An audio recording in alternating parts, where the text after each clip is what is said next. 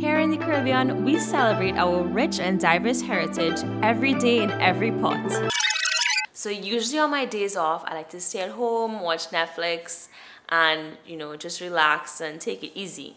But I feel like I just do that so often, and this life is just passing me by. So I decided to link up with Afiya from In Season Tours, and she's actually gonna take me on a mini food tour of Trinidad and Tobago. We're gonna hit up some spots that I've never been before, and I've lived in Trinidad for so many odd years, all my life, and it's time to get out of my comfort zone and see this country. So let's go. So morning everybody, I'm here with Emily. As you heard, she's actually going to go on a tour today. So we're going to do a little bit of eating, a little bit of sightseeing, and then see how she enjoys her time off. Yeah, Emily, have you... get educated. Good. Guys. Just one question though, have you ever been past the lighthouse? Yes, to film this show. Isn't that? All right, no, that's not true. That's not true. Anybody who knows me knows that I have family in South. Or half of my family is from South, so of course I've been past the lighthouse. Nice. However, I don't go there as often as I probably should, or the average Trinidadian. As I'm making it sound like it's there. It's like some kind of because some people think it is. No, but I am not one of those. Honestly, I go south to eat and then. Well, nice. Anyway, but I'm excited to see even more of it because South is more than just obscure place. Can you? This is sounding horrible. Also have fireworks. You never know when you're gonna need a fireworks sparkler off on top of your cake. So we always have to have these on deck. Oh my God. They also double as great flares. So if we're in an emergency situation, like too much rosy, pick me up. Always be prepared. Sorry, I have all this crap in my mouth. I had a shower cap on. It's all ratchet. When you're filming all of this. All right, time to go. Right, so Emily, it's what time? It's pretty early in the morning. I think we need to get some breakfast to start the day. Yes. And what do you usually have for breakfast? Usually have maybe a smoothie, or I have like toast and eggs. Mm-hmm. Or I don't discriminate. Like I could have food for breakfast too. Right. If there's good enough leftover food, I'll eat that as well. It's pretty much. I always have a cup of coffee, which I had already. So. Okay. Yeah. Well, we're actually going to be having breakfast in Port of Spain, downtown, just like all the people who commute every day to work or come off a shift and they have to go downtown to get something to eat, or they're passing through. So we're going to be with all these people. It's going to be exciting. Apparently, I'm not going to tell you where we're going yet. Mm-hmm. Apparently, where we're going has a bomb spread. And we're not drinking no smoothies this morning. We're going to eat like food. Yeah. Oh, I love me a bomb spread, so I'm excited. Like you, I try to keep it healthy. Really healthy. I try to avoid all the carbohydrates, the heavy bakes and whatever, but there are days where I really just want to have a nice bake and saltfish. Yeah. Like the bake has to be coconut bake, not coconut flavored bake, coconut bake with chunks of coconut, or shredded coconut that I have to actually go and floss after I eat. It's like a little crunchy. Yes, it has to have that texture and some saltfish to go with it. But the funny thing is, a lot of people don't even know where saltfish came from. Do you know? Where saltfish came from? Yes, like and how we started. Yeah, how we started eating saltfish. No.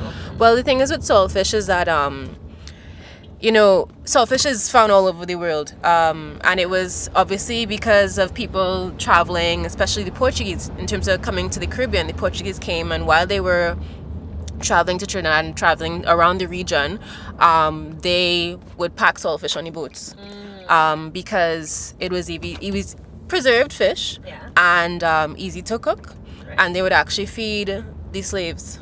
Well, not all the ships, not that I know of, but from what I've read and heard people talk about, they would feed the slaves that way. And then you have things like Accra, which actually is West African mixed with Portuguese, because in West Africa, in Benin especially, Benin, Ghana, and I think Senegal, there's actually a dish called Accra. and it's actually akara. And akara is a vegetarian dish. It's like a ball made with black-eyed peas. And so you have that influence with the Portuguese bringing the salted cod. So when you put it together, you have akara. Got it. Right? So, you know, when we say we're a melting pot, we really are a melting pot.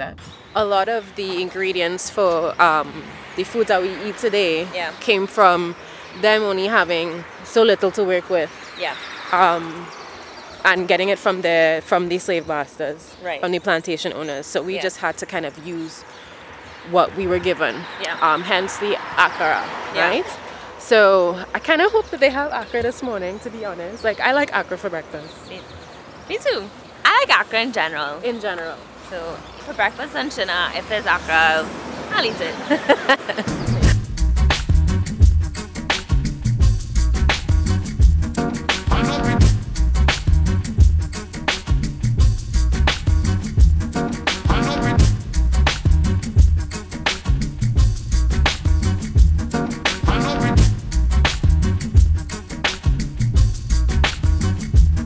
There's a fried bake with smoked herring and plantain, and a coconut bake whole wheat with plantain and saltfish and sliced pepper. Yeah. Carb loaded! Yeah, but your order is so much more healthy than mine. And we have fried so bake, fried plantain. I know I always get excited when we start off these things. And the thing is, the bake, the actual bake, the coconut bake, even though it's whole wheat, is as big as their face, right? Yeah. So I feel like I gotta go easy. We have a long way to go, guys. So you got smoked herring and plantain. And plantain on Friday. Look at this goodness. Saltfish, plantain. Breakfast is sorted. So good. I am full. I know, I'm very satisfied. So good. I mean, it really was a good breakfast. I think the saltfish was perfect. It really woke us up. And ready the bake also kind of tasted, had like a kind of bar texture, so soft. I'll have the fried bake next time. Alright, so we're gonna go to our next stop.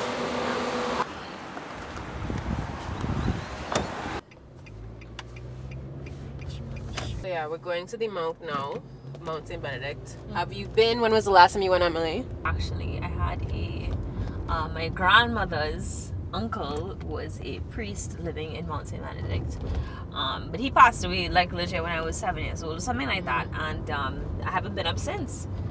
So I'm eager to check that out and kind of just see it from an adult perspective. Mount St. Benedict was actually opened up by 3 priests back in the early 1900s, and yeah, it's a monastery up there, and there's also a rehab center.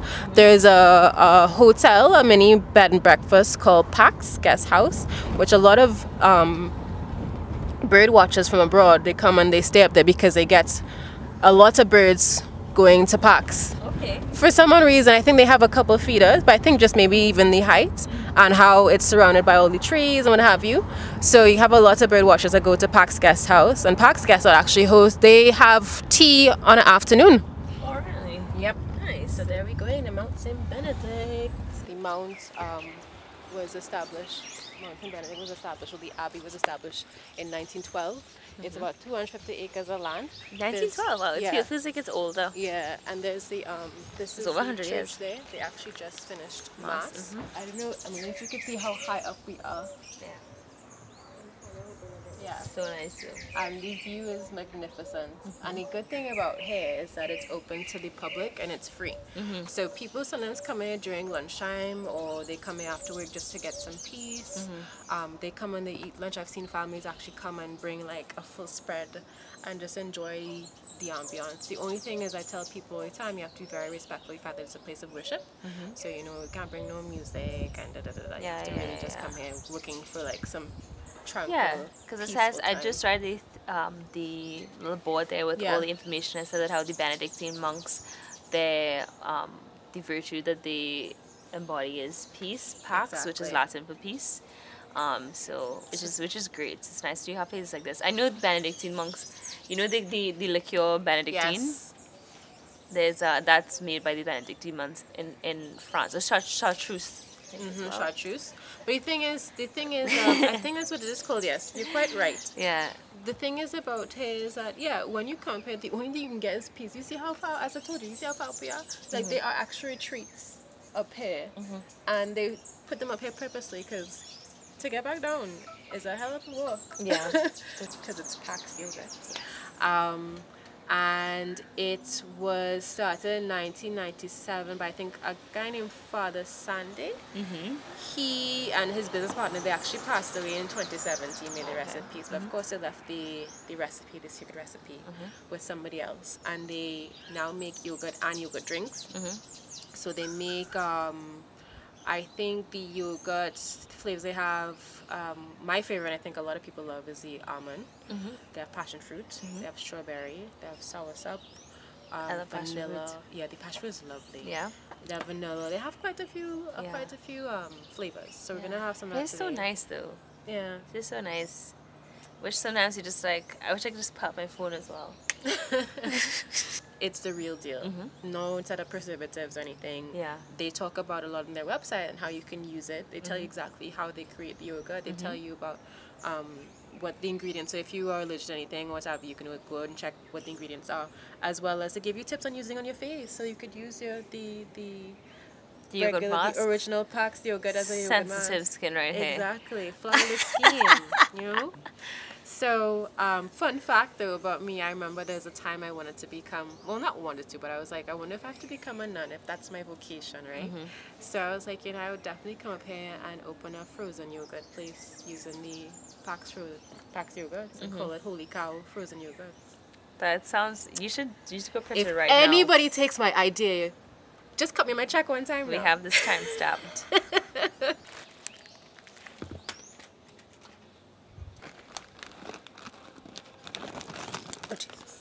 We both got the yogurt drink. So they have the yogurt, they also have the drink. And I got my favorite almond. You got guava. So let's try it out. So cheers to breakfast number 2, as you said, slash palate palate cleanser. Alright.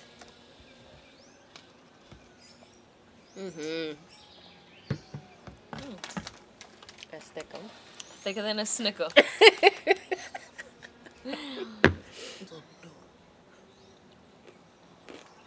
This actually tastes really good though.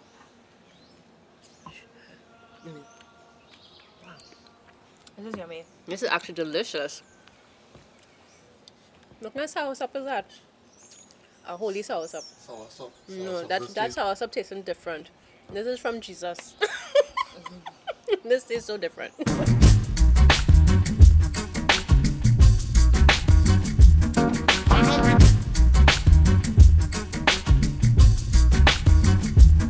So we're at the temple in Sea, which is in Waterloo, and it was first built. The first temple was actually built by a devout Hindu by name of Sudas Sadhu, and he built it on a sugar factory, well, a sugar company's land. So what happened is that it wasn't his land, so they actually demolished it. Oh my gosh! But he was so determined to build a temple, so he then ended up looking for a space very close to the sea. Yeah. Which is where we are now. And this one man with his one bicycle took 25 years to build a temple close to the sea. And it's spectacular. Now this isn't the finished his work. Oh. But the government, what they did is that they actually, in 1995, they actually built this temple in his honor. So yeah, this is where we are now. It's beautiful. Well, we went in and it's gorgeous and it's very calming, just like the Mount. Yeah. Very, very, very calming. It's a cremation site as well. Anybody can come in here. They have opening hours and they open at 8 o'clock in the morning. It's at 6 to 6. 6 to 6? Yeah. Okay, good. So I guess it's like kind of sun up to sundown. Correct. Because the sunset here is extraordinary. So you can come here, you can relax, you can walk around. And it's just a nice place to just go if you're in Central. Yeah. I know people come here to go to Derby and that kind of thing, but you can make a pit stop here and just kind of relax and then go and eat yourself in Tacoma. Exactly. So this beautiful sign here just caught my eye. Anytime I see these, this acronym, boom, boom, boom, home. I just gotta come in, so let's try it. She's gonna have the chicken. I passed. So on the way to Temple in the Sea, I saw a sign that said the original Krish fried chicken, and So the original KFC. Exactly. I heard from a couple of sources that this place is worth a try. Never in this area, so, and I'm a fried chicken. Not connoisseur, but a lover. So I'm ready to try this. Show them what the chicken looks like. Sorry. I feel like I've never seen something that it looks very homemade, but you can see the seasoning. That's what I love about it. It's nice and fresh. It smells really good though. Even though I don't eat chicken, it smells real nice. Fia, you sure you don't want to I'm bite? fine. I'm good. Okay, fine. What do you like? Enjoy, enjoy. How is it? It's delicious. Not even joking. What the hell? It tastes like a mix of KFC and Royal Castle. The skin isn't as crackly, but that's okay. The flavor is actually really there. Nice to meet Emily. you. Yeah. Hi, Afiya. Nice to meet Nice you. to meet you. Nice to meet That you. was I'm Dawi. Hi there. So, Captain, what are we doing here? We're going and get some best soup. yes. Right? Best. Best top of the line. Hole in the wall, best. That's right. Smelling real good. Soup is short. That's a good sign. Yeah. I know a good sign of good food. Psalm 23 on the wall.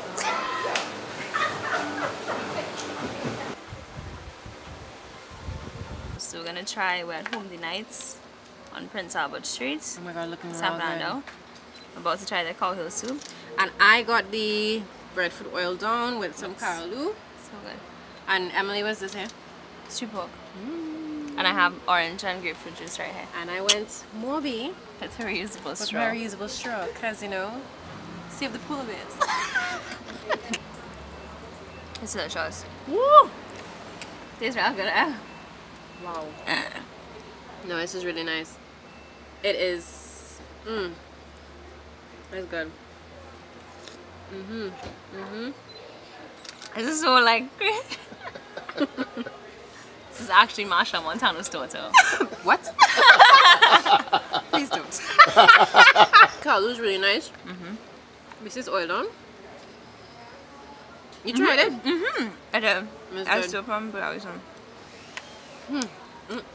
Good recommendation, Kenson. Well That's done, our thing. Kansan. Yeah. Good job, good job. Well done. Kenson, you're not eating anything though. What's going on? Nah, but I'm sucking on some Moby right now. That's it? yeah. Figure? It's just, well, it's getting out of hand. There's one in South as What well. folks say now, Emily? I Same don't know things. about the one in South. But for me, no, when it comes to doubles, I Gingery. don't want no doubles out there no box. I want my Nice. doubles fry on the spot. Telling you. Brandy Hot on the spot? spot. How to fry on the spot. And the only way this tastes good is with a foot over a drain. Wow. Yeah, you wrap that doubles and spoil. Foot had to be over a drain for your doubles to eat good. I'm not a big morning doubles person. Yeah, morning doubles. I know, I kind of killed the vibe right there, but Serious? speaking my truth. My thing Doubles with is tough. doubles is not so much. Everything in the doubles is supposed to be consistent, right? You see bar consistency for me Oh, very important. is 70% of your doubles, right? Bar consistency is 70%. You're trying to boilage. Yeah, that is important as well. Your flavor and your channel. It can't be too greeny. It can't Whole channel or be split. split? Splits. Yeah. Splits. Whole chana. Thank you. This is not like 18 something Whole when they chana. were making doubles and putting it in a making chana, putting in a cone. No. We passed that. That 2019. didn't happen in 18 something. We just said- When I was growing up, it's that channel. exactly 18 something. Exactly. That's what she's saying. Now you walk into that. You walk into that. Exactly what. Thanks for the recommendation. Yeah, man, The anytime food you was do that. great. Absolutely worth it. That breadfruit was sweet. It was soft. It was Scrum diddly yes, scrumptious. Yeah, next time you're in the Southlands, let me know. I will pick a next Thank you, location. Kansan, Sure. again. Anytime, Take care. anytime. All day. Bye. Nice to meet you. Sorry. Same here. stuff Down my here. foot. Bless. Boom.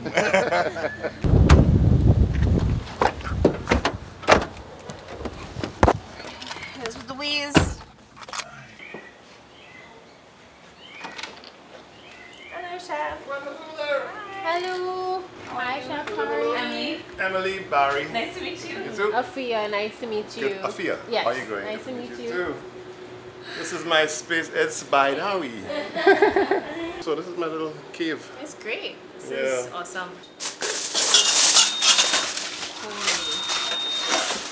So that's the Sichuan spatchcock, which is a winner, I must say myself.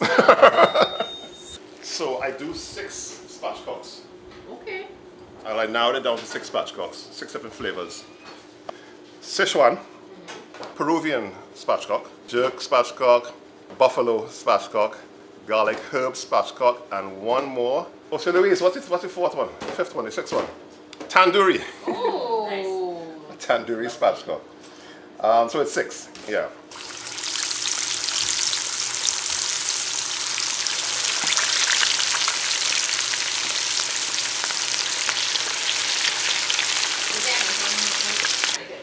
I have included my spice bomb Asian pepper oil in the marinade.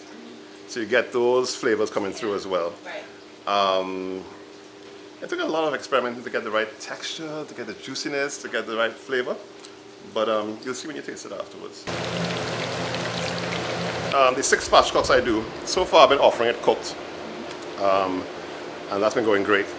But I thought it would be also convenient if you could have it frozen, raw, vacuum packed. This, for example, is the Sichuan full chicken. And literally just put it in submerged in water for 30 minutes and it's totally defrosted into the oven. To a nice color. And then finish them in the convection.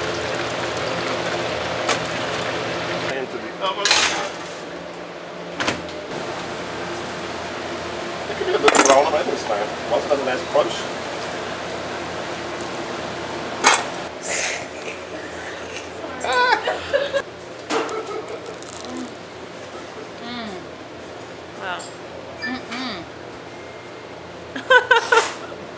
Please take the camera off on our intimate moment, my friend.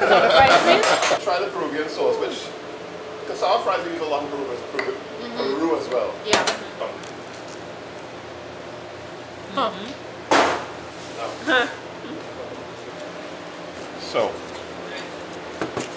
So I mean, my knife went through that so easily. I was like, yeah. no effort. I mean, like that. Wow. Like that. It literally comes off, and the juice is amazing.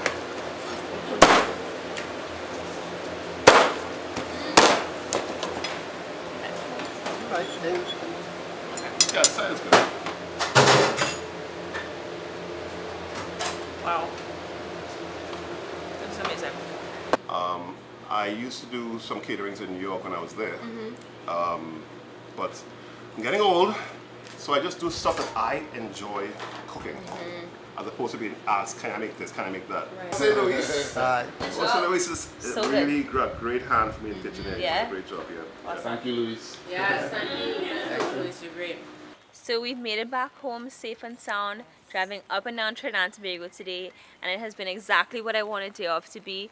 It was fun, it was enlightening, it was relaxing, it was delicious most of all.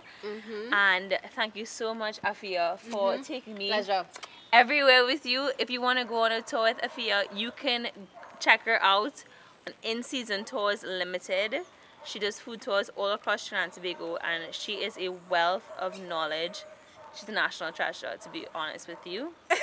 I appreciate it, but I think they could check me out on IG, In Season Tours. And you can also check me out on the website www.inseasontours.com, and or either email me at info@inseasontours.com as well.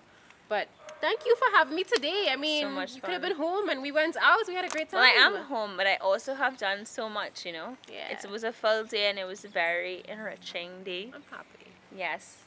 And you can also check out Afiya on her new show on Eats a Food channel, which is called Food Travel. Yes. So stay tuned for that.